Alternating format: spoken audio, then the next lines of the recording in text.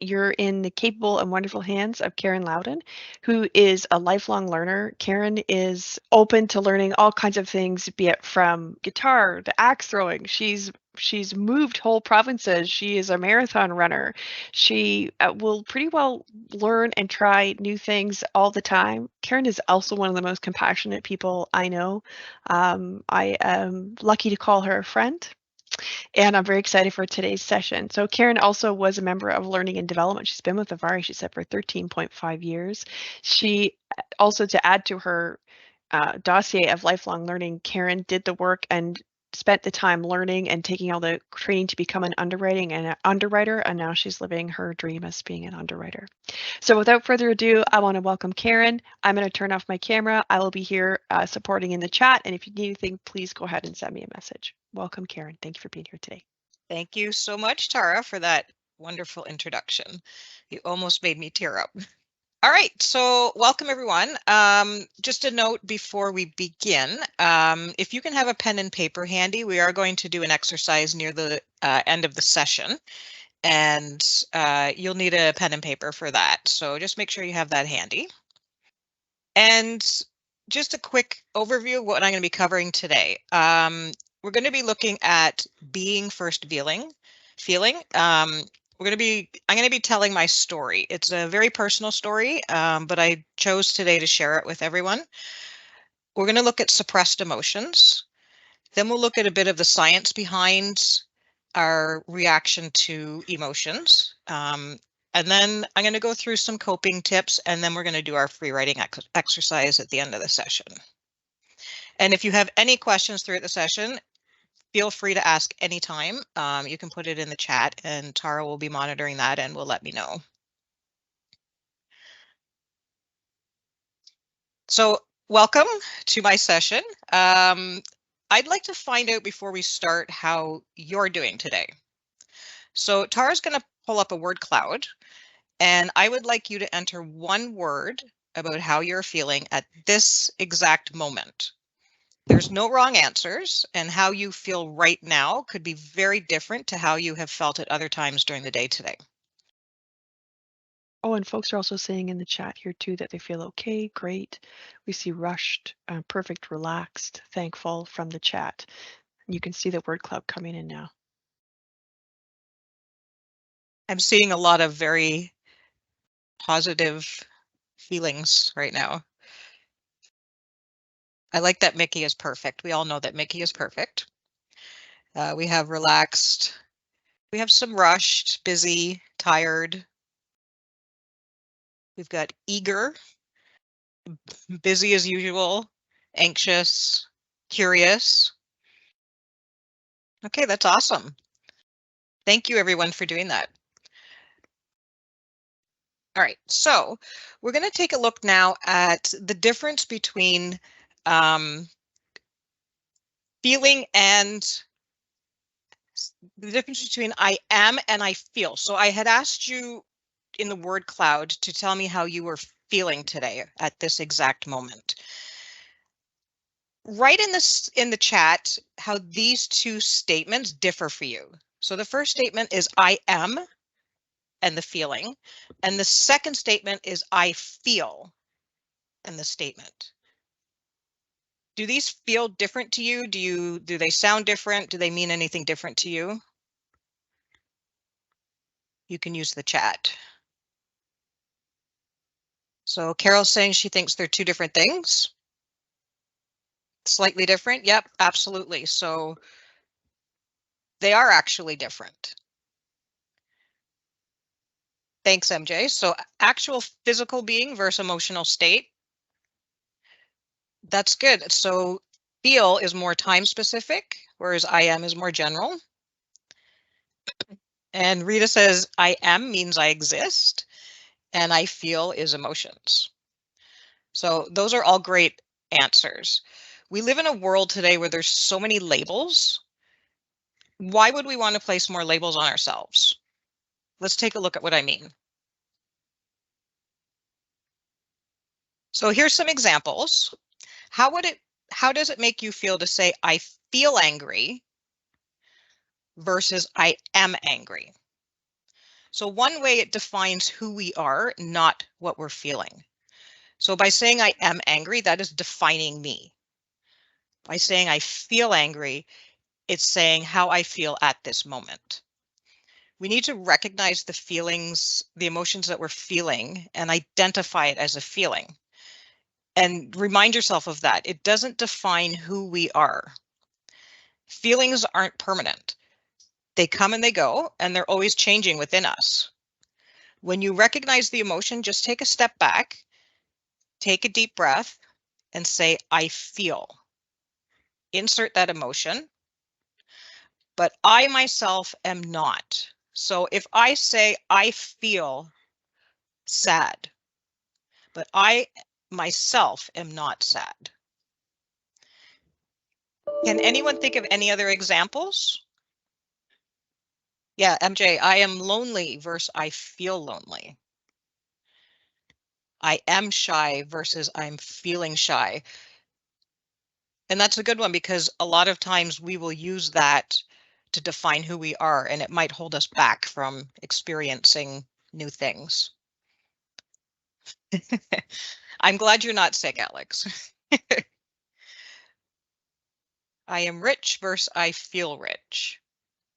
And that could be a whole other deeper conversation. So Susan David says, give yourself permission to feel all of your emotions, not only the positive ones. So it's important to allow yourself to feel all of the emotions, positive and negative.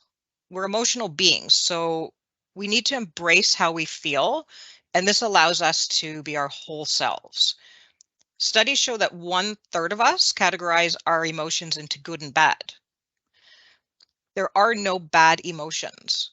Each emotion we feel makes us who we are, and how we process those emotions helps us to grow and to build strength and resilience. Sometimes it's not easy. Sometimes our brains just can't do it.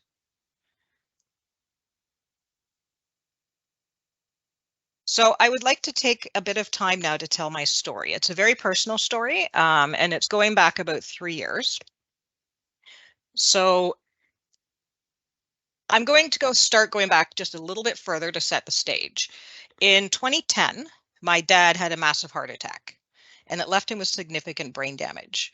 Over the next few years, he would suffer another heart attack and several strokes. And in the end, he became 100% dependent on my mom. Fast forward to May 2020. We all remember 2020. The world had just entered an unprecedented pandemic. Stress levels were off the chart for everybody, and everyone was afraid. One early morning in May 2020, my mom suffered a sudden and catastrophic stroke. That very same day, I had to move into their home and take on the role of caregiver for my dad. Because this was the beginning of COVID, we weren't able to visit her in the hospital. And my sister and I finally had to make a difficult decision to stop life support over the phone with her doctor, with both my sister and I living in different cities. We had to rely on the doctor to help us make that decision. We never saw her for ourselves before we made that decision.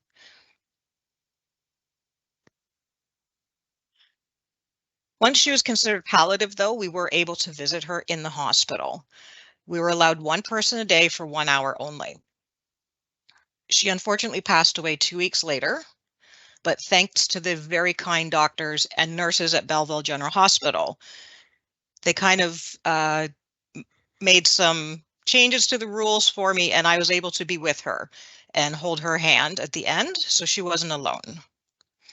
But all of a sudden, my lifelong best friend, my support system was suddenly gone.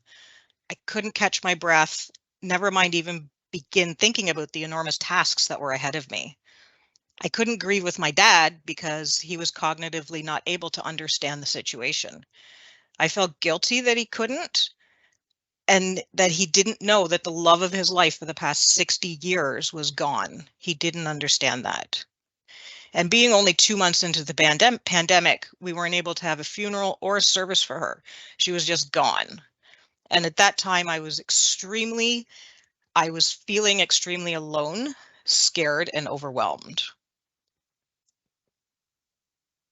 The next year and a half, I spent dividing my time between working full time and being my dad's caregiver. I quickly realized that I wasn't able to care for him 24/7 at home, but thankfully we were able to find a couple of nursing homes with space that we were able to get him into. Because of the pandemic, the family had to take a large role in the care of their loved ones in nursing homes, which for me meant driving 2 hours each way, a minimum of once a week, to visit with him and to check on his care. It meant getting COVID tests at least once a week. It meant worrying about him every minute of every day. And I was doing all this without the support of the person who had been by my side my entire life. Between May 2020 and December 2021, our family also lost a dear aunt and uncle, both passing away suddenly. My world was being shattered constantly, and my support system was disappearing. I never had a chance to catch my breath or to process anything that was happening. The third week of December 2021, 19 months after my mom passed away, my dad suffered another stroke, and this one he did not recover from. He passed away a few days before Christmas. I'd been living in their house since May 2020, looking after it and their pets. I was far away from my friends and life in Toronto. I was living in a very small town in Prince Edward County. I didn't know anybody. I didn't really have a support system out there. And because of my dad's health, I was never able to go out and socialize. I had to be basically staying at home. The only time I ventured out was basically for groceries and to visit my dad. I did turn, I needed something to numb that pain. So I turned to food and alcohol, and it filled some of the void. It numbed some of the unbelievable stress and sadness. I stopped exercising and I stopped caring about myself. In August 2021, smack in the middle of everything that was going on in our family, my niece was getting very sick. She had been born with only one kidney and it had been failing for most of her life. By the beginning of 2021, it was going downhill quickly. It took a year of tests and preparation, starting in 2020, but in August of 2021, with the hard work and support of the Canadian Kidney Foundation and all of the doctors and nurses at Sick Kids and Toronto General Hospital, we were able to give her a new lease on life. Unfortunately, the two of us didn't completely match, but thanks to the paired donation program through the Kidney Foundation, I was able to donate my kidney to a stranger. And then another incredible stranger stepped up and donated his kidney to my niece. And I'm happy to report that today she is a very healthy and happy 17-year-old, and she has a new lease on life that she never thought she would have. Let's take a look at suppressed emotions. And I've sort of mentioned these a couple of times so far. Suppressed emotions, they happen when we're faced with trauma and events that our minds can't handle.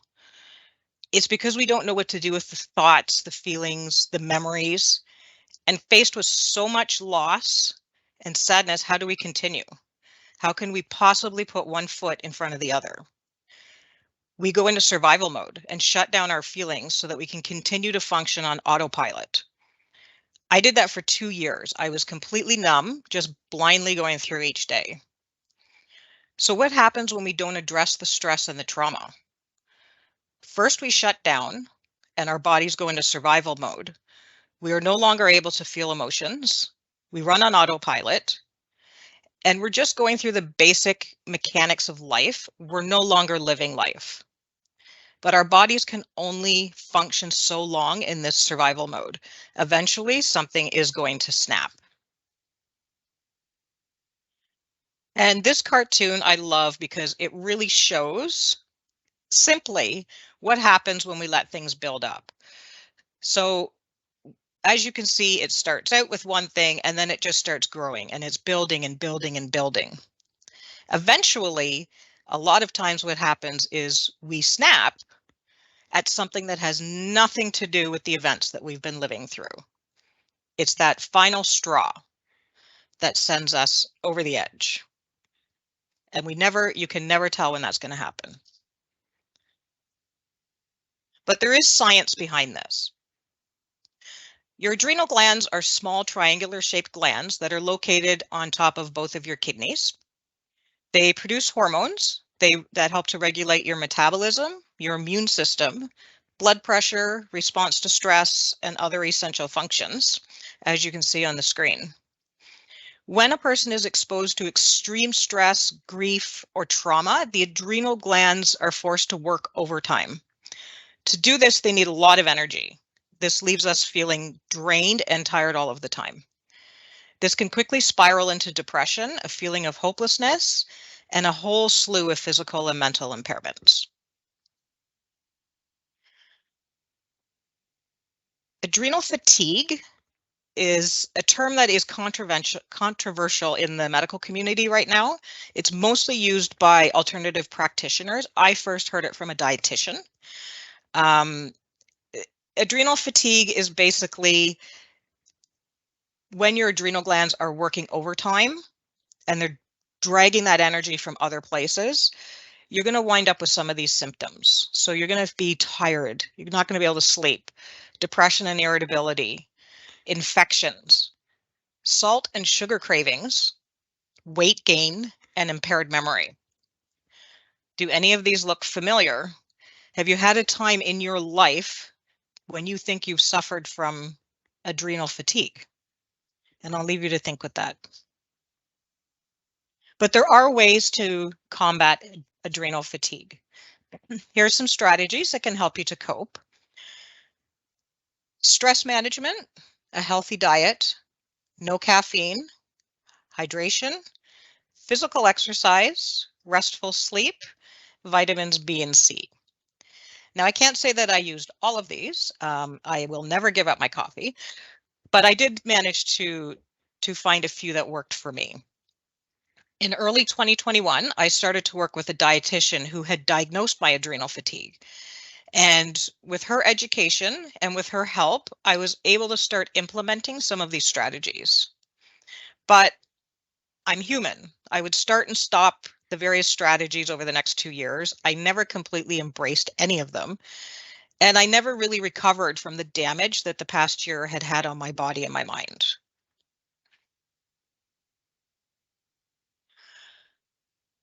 In any given year, 1 in 5 Canadians experiences a mental illness. By the time they reach 40, 1 in 2 have or have had a mental illness. And this comes directly from CAMH in Toronto. Although public opinion has changed greatly in recent years, bringing more attention to mental illness in our society and removing some of the stigma, we still have a really long way to go. Back in 2011, I was diagnosed with a very debilitating and serious mental illness. I was so ashamed and afraid that if anyone found out, I would lose my friends, my family, my job. It took 3 years of trial and error, but my doctor was finally able to find the right cocktail of medications that worked for me, and I was able to start to take control of my life back. It was at this time that I started to explore other techniques on top of the medication to help manage my disease. These would become very important to me 8 years later when my world fell apart. But my disease also meant that I would have more challenges than most people in dealing with traumatic or stressful events.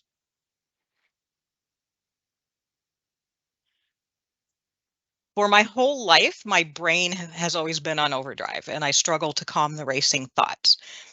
The medication and the help of a fantastic psychologist, I was able to go from overdrive every day to normal speed. It does take work every minute of every day and a lot of self-awareness. And one thing that I have found helps the most is humor. I have learned to laugh at myself and not take myself too seriously. Because at the end of the day, every part of us makes up who we are, and we shouldn't hide any of it. We need to embrace ourselves, warts and all. I stumbled across this video the other day, which sums up my brain in a few short seconds, and hopefully it plays okay.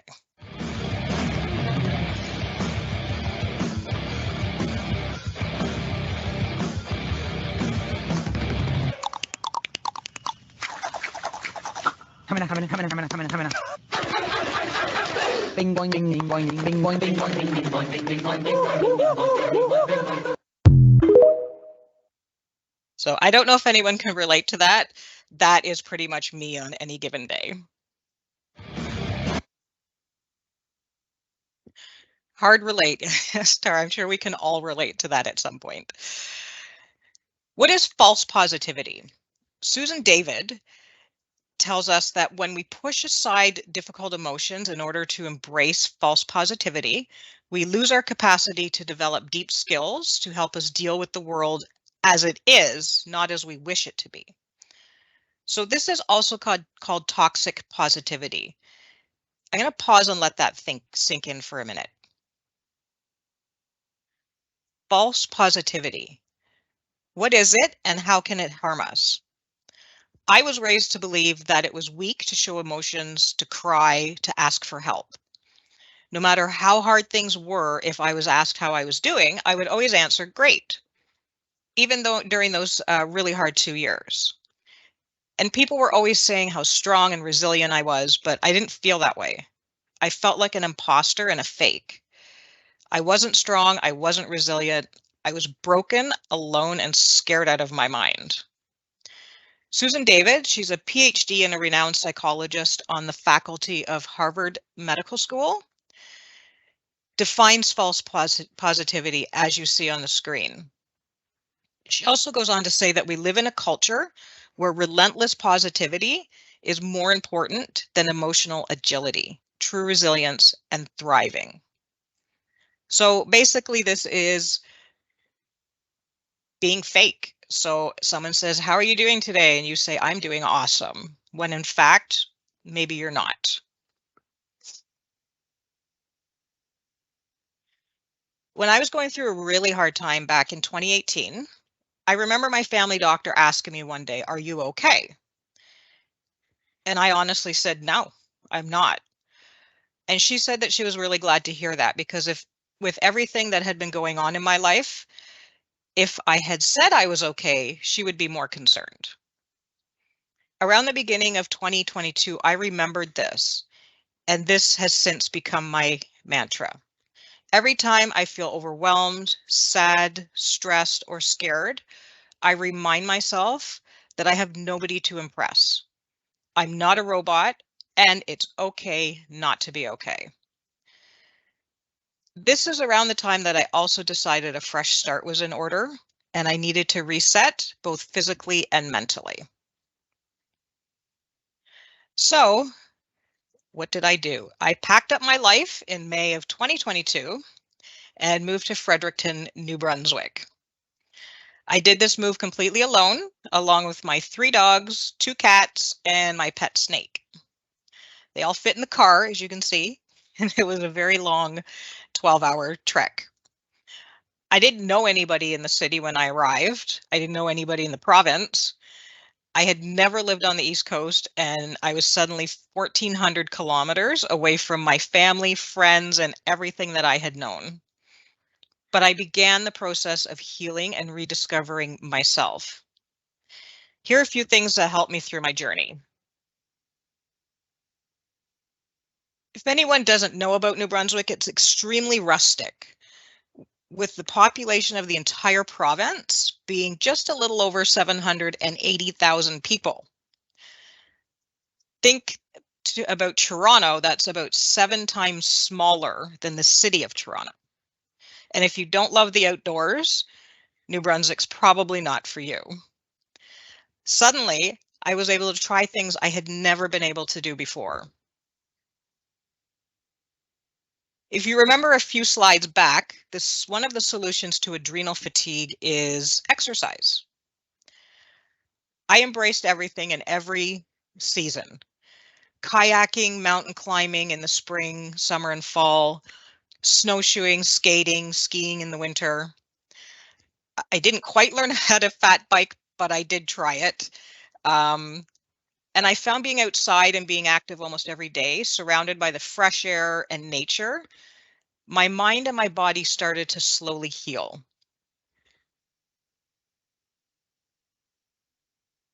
I also knew that I had to start being aware of what I was putting into my body. because the more active I was becoming, the more energy I had. And what I was putting into my body affected how I was feeling. It wasn't always easy. Remember, my body had been completely inert for 2 years. Bad nutrition, no exercise, lots of stress. So in February of 2023, I started to see a dietitian who helped me to reframe my thought patterns around food and to use it for nourishment instead of filling a hole inside of me. Mary says that looks yummy. When you come to visit me next time, you'll do it during fiddlehead season, which this is. So if anyone wants to know more about fiddleheads, reach out to me after the session. They're very yummy.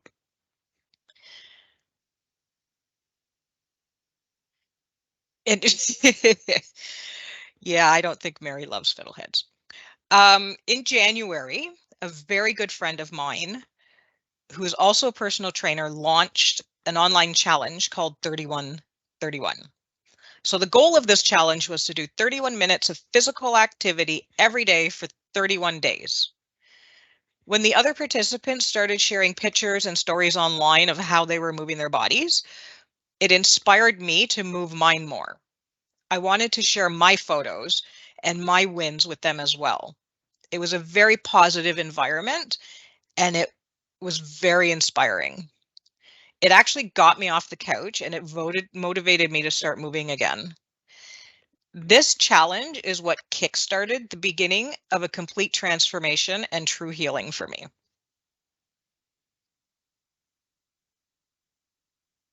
So in February, I decided I wanted to start running again. I grabbed my shoes, I hit the treadmill, and I quickly found out that I couldn't run more than 1 minute without having to stop. I was now 50 pounds overweight and in the worst shape of my life.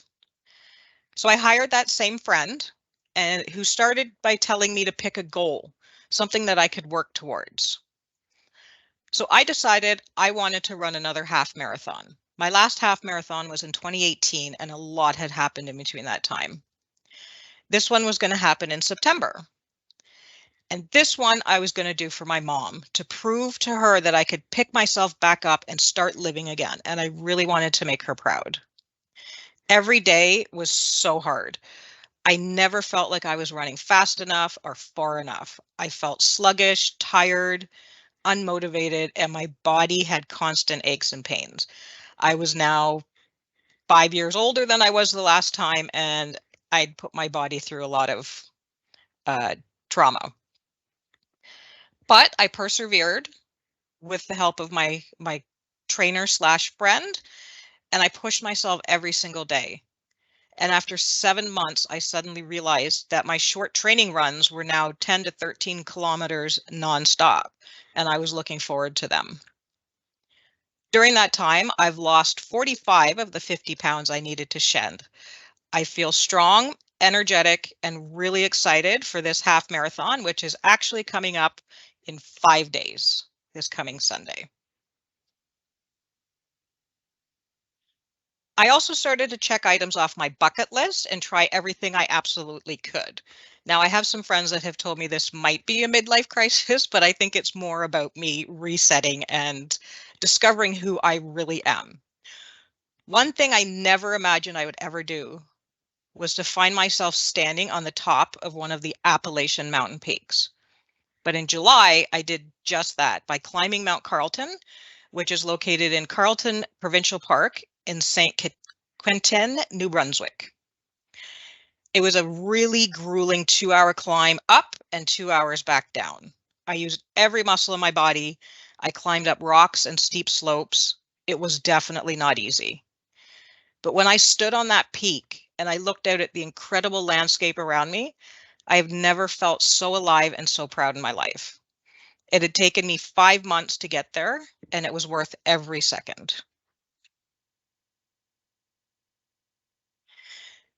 And after spending so much time taking care of others, I was enjoying looking after me and getting to know myself again, but something was still missing. So in December 2022, I became a host parent for Atlantic Education International, which is the largest international student program in all of Canada. I suddenly found myself as a parent to a 16-year-old grade 11 kid from Germany. During the next 7 months, I learned more about myself than at any other time in my life. I learned patience, responsibility, and unconditional love like never before. Anyone who has teenagers or who has raised teenagers knows that it's probably one of the hardest jobs you will ever do. I also got to meet the most incredible group of brave, smart kids. I learned about their cultures, their hopes, their dreams, and I got to teach them about Canada and about New Brunswick, and I was able to be a role model for them. And this picture here is actually most of the group that was in the local high school for the last session. So I knew all of these kids. And of course, I loved it so much. In September, I welcomed my new students. I'm loving getting to know them. I'm loving getting them out exploring this amazing province, learning new skills and discovering new passions. They're incredible kids, and the program is full of the most loving and giving people I've ever met, if the other host parents. And I once again found a purpose and something bigger than myself.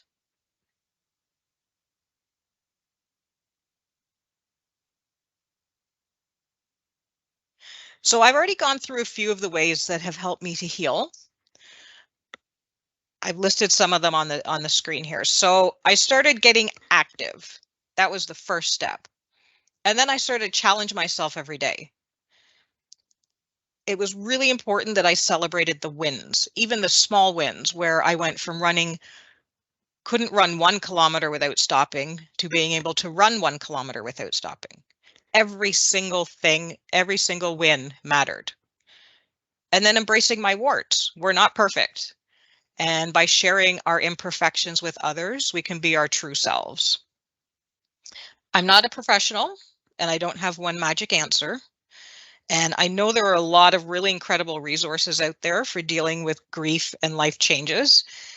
I couldn't possibly cover them all in this session. But I honestly never found that one book or that one YouTube or Instagram account that touched me more than others. What I did find was some techniques that worked for me, as you will find techniques that work for you. So one technique I'm going to share is something I call a purge journal. Now, I thought that I was really smart and I came up with this on my own. Apparently it is a thing. I always found it hard journaling. I'd always start with the best intentions. I'd buy the book and the pens, and it didn't take long before I gave up. I also found it really hard to write about positive things. I always found myself ranting or complaining, but I always believed this was wrong because a lot of the messages out there are saying, use your journal to capture the good feelings. It's not good to write down your bad feelings. And social media is filled with advice on how journaling should be. What I learned was that it needs to be something for you. And what you need is not going to be the same as someone else. So I stopped judging myself on what I was putting down on paper. Instead, I wrote whatever came to my mind. And during those 2 years, it was often very negative and very angry.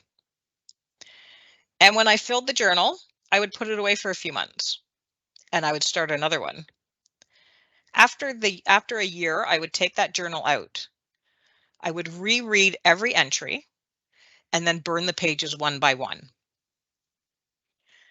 The act of rereading those thoughts was extremely hard and extremely emotional because I was transporting myself back to those moments in time.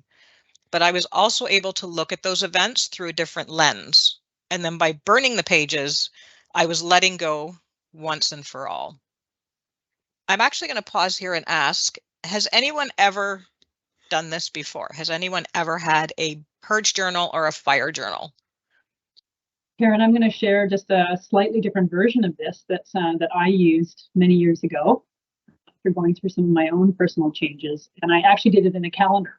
And I started writing just in literally a paper calendar, the things that were bothering me, the things that affected me, how I was feeling. Maybe it was just a word, but I did it every day up and until the end of that year. And then I took that at the in the new year. I did it on December 31st at midnight, and I burned every single page of that calendar. It was extremely therapeutic, and I felt like I've left that behind. I'm ready to move.